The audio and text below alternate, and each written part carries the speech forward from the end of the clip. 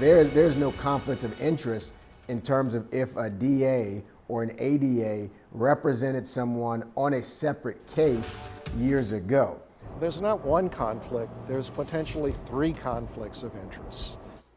Okay, so 5 days into office and the Orleans Parish DA is under fire from one watchdog agency. That's because a man charged with attempted murder in New Orleans gets to plead to a lower charge of simple battery.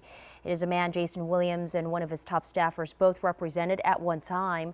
WDSU's Travers Mackel is live at criminal court with who is saying the DA should have stepped back from this case. Travers? Well, so the Metropolitan Crime Commission says there are potentially several conflicts with lawyers involved in this case.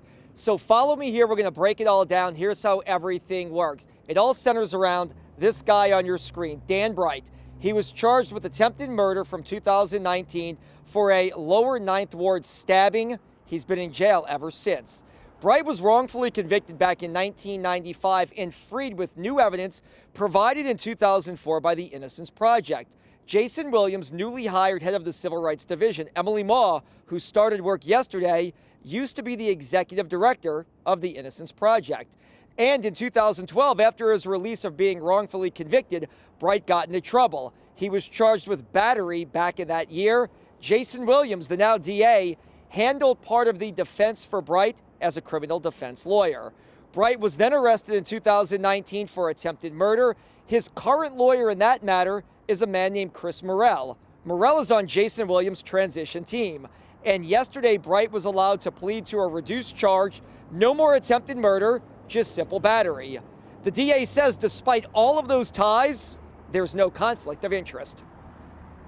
From what I understand, there was negotiations that were already ongoing.